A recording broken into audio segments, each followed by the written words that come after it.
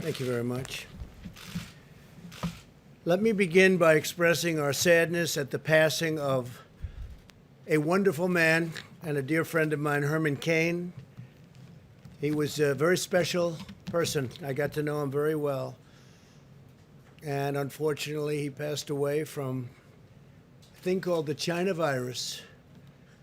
And we send our prayers to Herman's great wife, Gloria, wonderful family. And I have to say, America grieves for all of the 150,000 Americans who had their lives taken by this horrible, invisible enemy. We mourn their loss as a nation. We mourn their loss as people that love one another.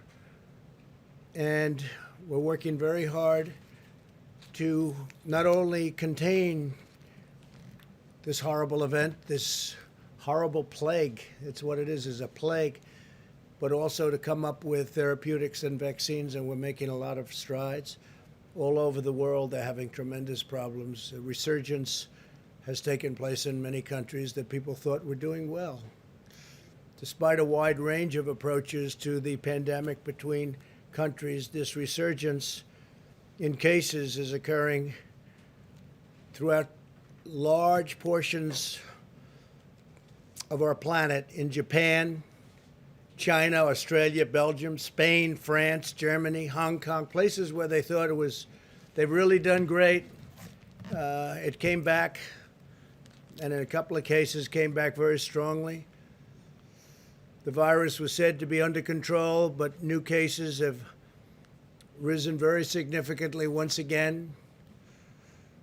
So when you think somebody's doing well, sometimes you have to hold your decision on that. You have to hold your statement. Since the beginning of June, daily new cases have increased by a factor of 14 times in Israel, 35 times, that's 35 times in Japan, and nearly 30 times in Australia, just to name a few.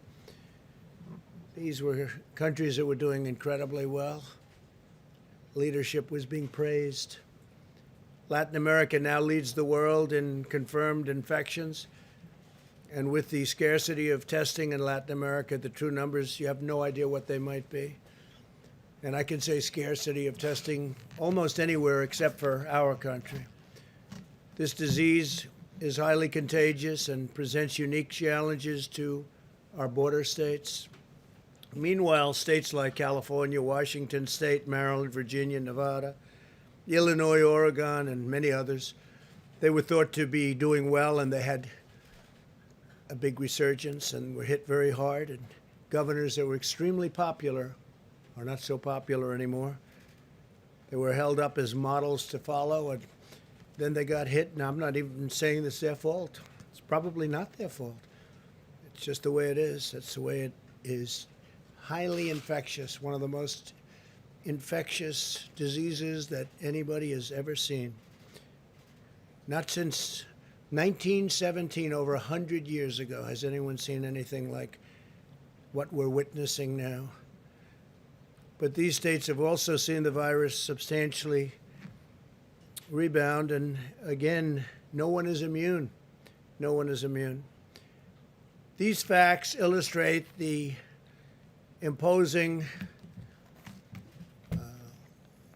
determinant, and it is a determinant that a blanket shutdown to achieve a temporary reduction in cases is certainly not a viable long-term strategy for any country.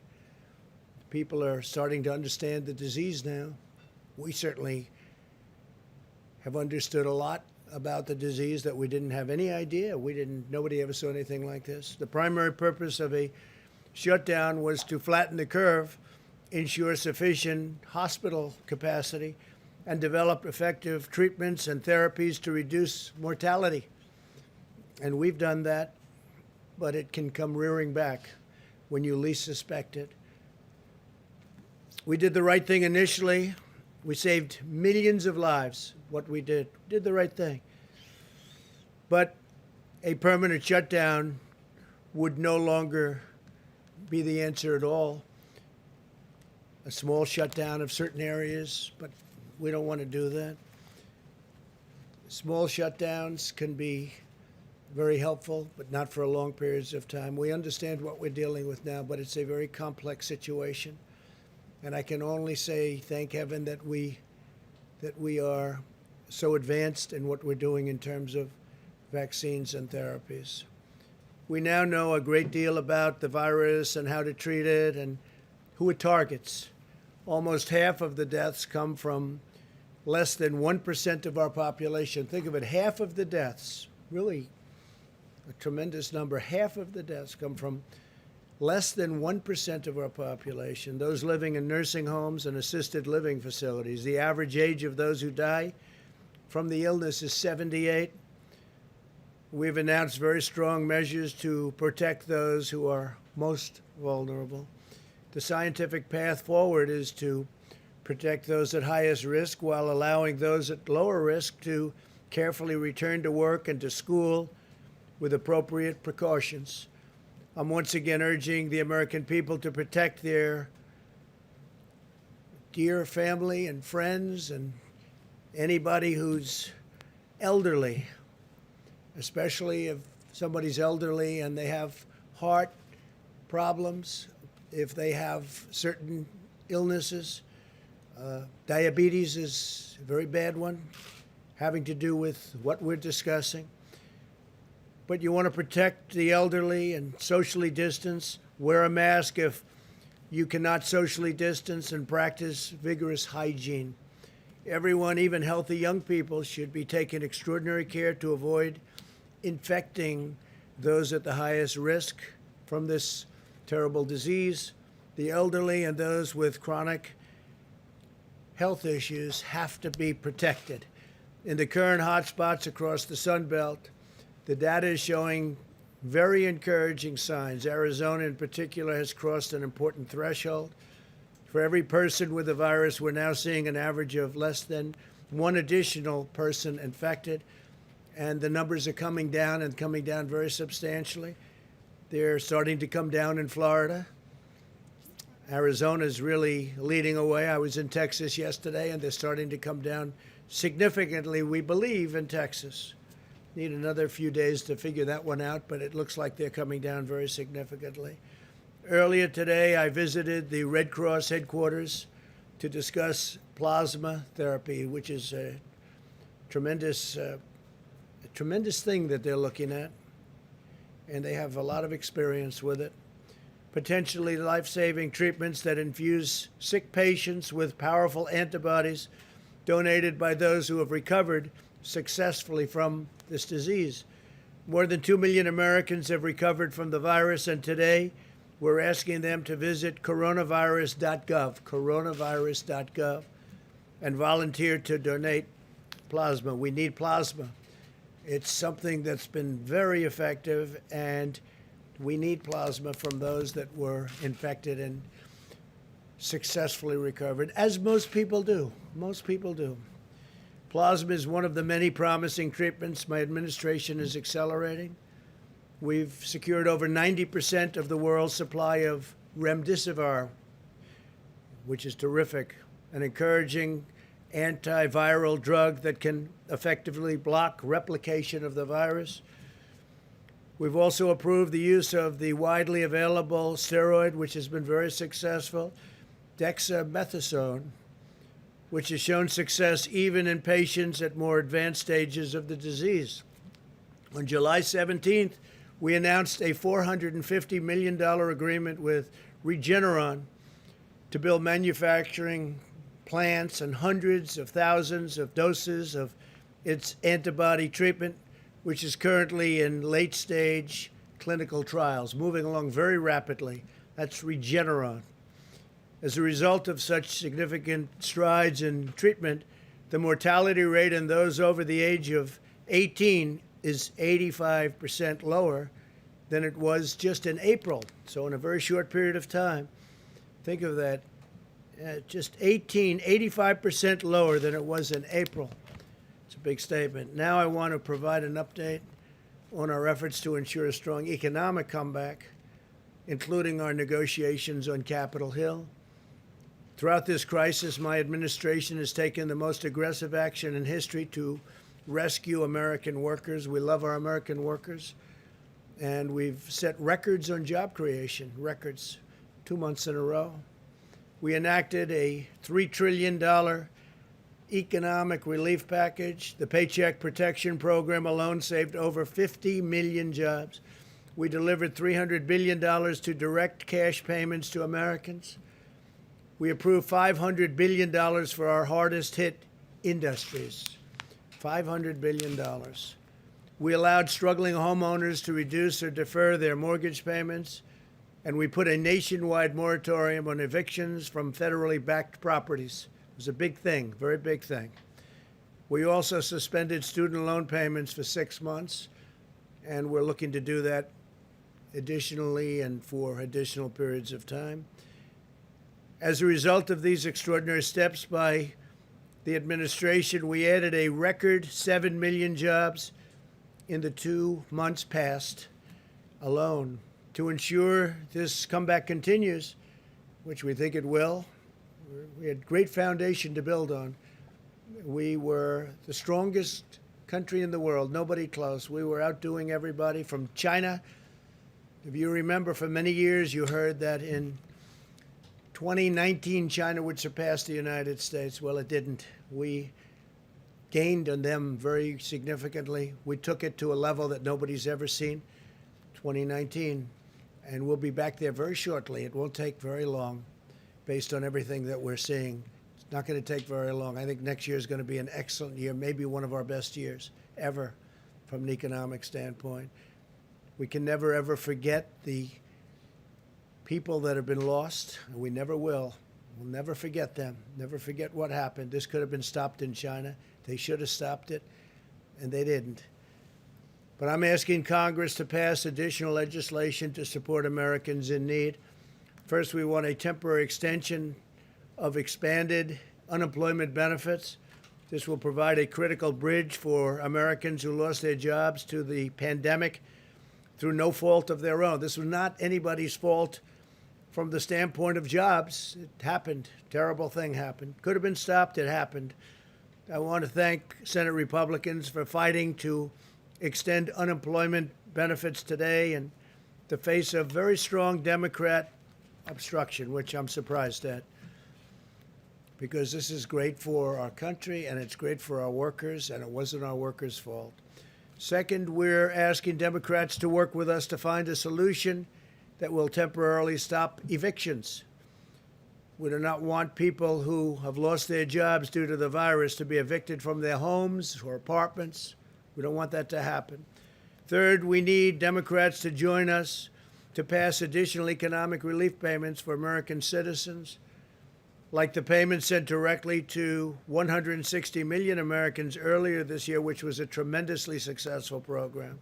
This money will help millions of hardworking families get by. My administration is also asking Democrats to work with us to pass $105 billion to help schools safely reopen. Children are not at the lowest risk. If you look at what's going on, the younger, the better. Amazing, the immune system. But children, the lower they are in age, the lower the risk in terms of the age group itself. I tell the story that in New Jersey, with thousands and thousands of people dying, sadly dying, the governor was telling me that only one, Phil Murphy, only one died under the age of 18. That's incredible. With thousands of people that died in the state of New Jersey, one made an impact. One died under the age of 18. Children are at the lowest risk of any age group from the virus. Indefinite school closures will inflict lasting harm to our nation's children. We must follow the science and get students safely back to school while protecting children, teachers, staff, and family. We have to remember that there's another side to this. Keeping them out of school and keeping work closed is causing death also. Economic harm, but it's causing death for different reasons, but death. Probably more death. If governors do not want to open the public schools, the money should go to parents so they can send their children to the school of their choice. So we say if a school doesn't want to open or if a governor doesn't want to open, maybe for political reason and maybe not, but there is some of that going on. The money should go to the parents so they can send their children to the school of their choice. If schools stay closed, the money should follow the students so families are in control of decisions about their sons and daughters, about their children. But to pass a bill, Democrats must reject the extreme partisan voices in their party. They have tremendous voices. They're looking at November 3rd. And probably a day later, they'll say, let's open up the country. But the Democrats have to reject the extreme partisan voices in their party so that we can get our country going even quicker than it's going right now. We have a lot opening, and we have a lot of states that you thought were doing pretty poorly from the standpoint of the virus, and they're actually coming back very strong. This pandemic has underscored the importance of economic policies that put American families and workers first. Got elected on the fact that I put America first. For many, many decades, in my opinion, we put America last. If you look at the crazy, horrible, disgraceful trade deals that we've watched for many years destroy our country. NAFTA, we terminated it. We have USMCA now, which is a great deal, and our farmers are doing really well despite the pandemic. But we put America first, America's families first, and America's workers first. But that means bringing jobs and factories back to our shores, reducing unnecessary regulations, and creating new training opportunities for jobs and for the future. We've cut regulations at a level that no president has ever cut regulations. And we've cut taxes more than any president in the history of our country. Americans always rise to the challenge, and we will emerge more resilient, more self-reliant, more independent, and more prosperous than ever before. So I just want to thank you all, and if you'd like, we'll take a few questions. Steve, please. Are you going to launch an effort to try to delay the election, or was that just a trial balloon this morning? Well, what I want to explain to people, but it doesn't need much explanation. I mean, you look at article after article, New York's mail vote disaster. Tens of thousands of mail ballots have been tossed out in this year's primaries. What will happen in November? It's a mess. This is done by Washington Post. Can you believe it? The Washington Post of all papers. Fake news, but in this case, it's not fake. It's true. This is done by the Wall Street Journal. Here's another one. Vote by mail experiment reveals potential problems within postal voting system ahead in the November election. And you see what's happening with so many different places. They're doing even trial runs. They're a disaster. And I don't want to see an election. You know, so many years I've been watching elections. And they say the projected winner or the winner of the election. I don't want to see that take place in a week after November 3rd or a month or, frankly, with litigation and everything else that can happen, years, or you never even know who won the election. You're sending out hundreds of millions of universal mail-in ballots. Hundreds of millions. Where are they going? Who are they being sent to? It's common sense. You don't have to know anything about politics. And the Democrats know this. The Democrats know this, Steve. So I want an election and a result much more than you. I think we're doing very well. We have the same fake polls, but we have real polls. We're doing very well. I just left Texas, and Biden came out against fracking. Well, that means Texas is going to be one of the most unemployed states in our country. That means Oklahoma, North Dakota, New Mexico, going to be a disaster. Ohio, Pennsylvania, disaster, no fracking. I want to have the result of the election. I don't want to be waiting around for weeks and months and literally, potentially, if you really did it right, years, because you'll never know. These ballots are missing. You saw Paterson, New Jersey. You saw many other instances. There's tremendous litigation on that right now. And That doesn't include absentee. Absentee is different. Absentee, you have to work and you have to send in for applications. You have to go through a whole procedure. Like, for instance, I'm an absentee voter because I can't be in Florida because I'm in Washington. I'm at the White House. So I'll be an absentee voter. We have a lot of absentee voters, and it works. So we're in favor of absentee, but it's much different than millions of people. In California, they're going to send out tens of millions of voting forms. Well, where are they going to go? You read where postmen are in big trouble now. You read where city councils are in big trouble now. Voter fraud all over the ballot. So, no, I want to be standing, hopefully, hand held high, big victory, because we're doing things with our country that I think nobody else could have done. Our country is, despite this pandemic, which is devastating the rest of the world, by the way, devastating. One of the articles that came out was the world's COVID resurgence. This is the Wall Street Journal editorial, the main editorial yesterday in the Wall Street Journal. I don't always agree with them, but they have the world's COVID resurgence, countries hailed as models to see, and then they go, the virus returns at a level like they haven't even seen. We've been giving praise to certain countries, and the virus has now come to them like the first time. But it's a very interesting, and it talks about many countries where everybody was holding them up and saying, what a great job they did. Well, it's just one of those things. Didn't work out so well. So we want to have an election. I'd love to see voter ID. But this is the opposite of voter ID. The Democrats love it. The Republicans hate it. We all agree that absentee voting is good. Mail-in ballots will lead to the greatest fraud. You know, we talk about Russia, Russia, Russia for 2.5 years, and then they found nothing, and there was nothing. But they talk Russia, Russia, Russia. They talk China. They talk all of these countries. They say they get involved in our elections. This is easy. You can forge ballots. This is much easier for foreign countries. Go ahead, Steve. But delaying the election is probably a non-starter. And wouldn't you agree with that? I just feel I don't want to delay. I want to have the election. But I also don't want to have to wait for 3 months and then find out that the ballots are all missing and the election doesn't mean anything. That's what's going to happen, Steve. That's common sense. And everyone knows it. Smart people know it. Stupid people may not know it. And some people don't want to talk about it, but they know it.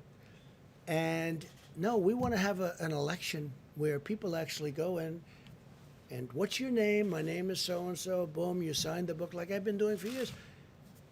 It's very, very unfair to our country. If they do this, our country will be a laughingstock all over the world because everyone knows it doesn't work.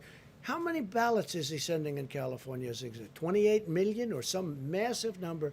Other states are sending out millions and millions of ballots. Well, they've done it. They had experiments. They had news organizations experimenting.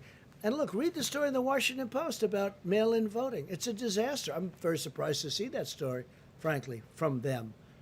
The story is a disaster. So we're asking for a lot of trouble. And no, do I want to see a date change? No. But I don't want to see a crooked election. This election will be the most rigged election in history if that happens, John. So, Mr. President, you said that you don't want to see a delay in the election, but then it looks like the process of these mail-in ballots is going to continue to November the 3rd. Well, we have many court cases, John. We have one that's been filed for a while now in western Pennsylvania, as an example, on mail-in ballots. So I'm And, just wondering, and by the way, John, we give tremendous examples, numbers of examples of all the fraud and all of the things that have taken place with respect to mail-in ballots. I'm just wondering, is the net effect of what you tweeted this morning and what you're talking about now to cast doubt on the results of the November 3rd election? Well, it's had an interesting impact. I didn't know it was going to be the impact it had. What people are now looking at is, am I right? But not me. Are all these stories right about the fact that these elections will be fraudulent, they'll be fixed, they'll be rigged, and everyone's looking at it. And a lot of people are saying, you know, that probably will happen. Please, Jennifer. Mr. President, to break the logjam in Congress and to prevent that unemployment insurance from lapsing. What do you plan to put on the table tonight? What are you Well, planning it's a to great question. I can't tell you, though, because that wouldn't be very smart from a negotiating standpoint. But we'll be putting certain things on the table. We want to get money to people. It wasn't their fault. And we want to get money to people, and it has to be substantial. It's not their fault what happened. The fact is, people don't like saying it. They know it's true. It's China's fault, okay? It's not their fault. It's not the worker who lost his job. It's China's fault. And that's the way it is. OAN, please. Mr. President, yesterday DHS came to an agreement with the governor of Oregon to remove federal officers if Oregon State Troopers took over. Mayor Ted Wheeler was noticeably absent from that agreement. Are you confident, sir, that the state of Oregon will be able to quell the protests in Portland? And if the violence does continue, would you consider redeploying federal troops? So our people have done, Homeland Security have done a fantastic job. They went to Oregon a little more than a week ago. The place was a mess. The city, Portland, was just a disaster. You see it, and a lot of people weren't reporting it right. They tried to pretend it was a protest as opposed to anarchists and agitators. You understand what I'm saying. It's a mess. They went there a short while ago, and they saved a federal courthouse that costs hundreds of millions of dollars. And they put a ring around the courthouse, and they saved it. But the group that's there is basically meant to save buildings, and they were very strong, very powerful. And they didn't come out too often out of this cocoon that they built in order to save these very expensive, valuable, and psychologically important buildings, right? Like courthouses. The governor and the mayor, we've been dealing with them, and we think they don't know what they're doing, because this should not have been going on for 60 days. It's not our job, unless in case of emergency, which I consider now to be an emergency, it's not our job to go in and clean out the cities. It's supposed to be done by local law enforcement. Yesterday, the governor worked a deal where they'll do it. We'll stand by, they'll do it, and that's good. Well, it was very good, but she didn't report it that way. What she reported was totally different. She said, I think Trump wants to take over the country. It's crazy.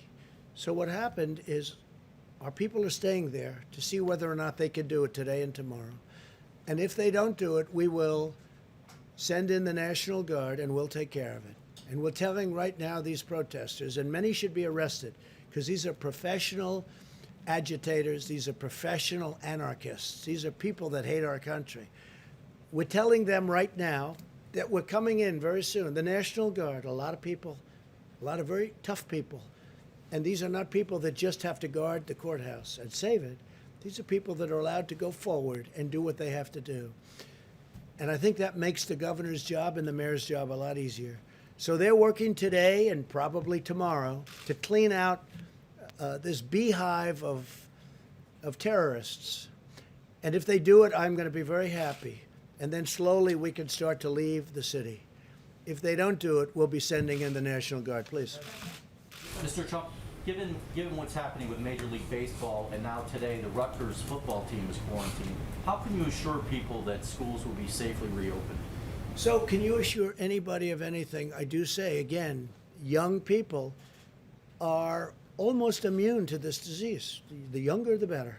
I guess they're stronger. They're stronger. They have a stronger immune system. It's an incredible thing. Nobody's ever seen this before. Various types of flu will hurt young people more than older people. But young people are almost immune. If you look at the percentage, it's a tiny percent of 1%. It's a tiny percent of 1%. So we have to have our schools open. We have to protect our teachers. We have to protect our elderly. But we do have to have our schools open. Mr. President? Yeah, please, go ahead. Mr. President, a week ago you said you're in the process of developing a strategy that's going to be very powerful involving the coronavirus. Where is that strategy? Well, I think you're seeing it, and I think you will see it. And one of the things that we've done that we're getting, it hasn't been utilized fully yet, but we're all set to march when it comes to the vaccine. We have great therapeutics that are testing very well, and we have great vaccines from incredible companies, Johnson & Johnson and Pfizer and Merck and all of these great companies, and they're doing very well. And the delivery system is all set. Logistically, we have a general that's all he does is deliver things, whether it's soldiers or other items. And I think you're going to see something that's going to be spectacular. The FDA has approved things at a rate that's a tiny fraction of what it would take during another administration, let's say. We are way ahead on vaccines, way ahead on therapeutics, and when we have it, we're all set up with our platforms to deliver them very, very quickly. The vaccines are doing well, the therapeutics are doing well, and we're all set to deliver them as soon as we have them, and that's going to be very soon. Thank you very much. Thank you.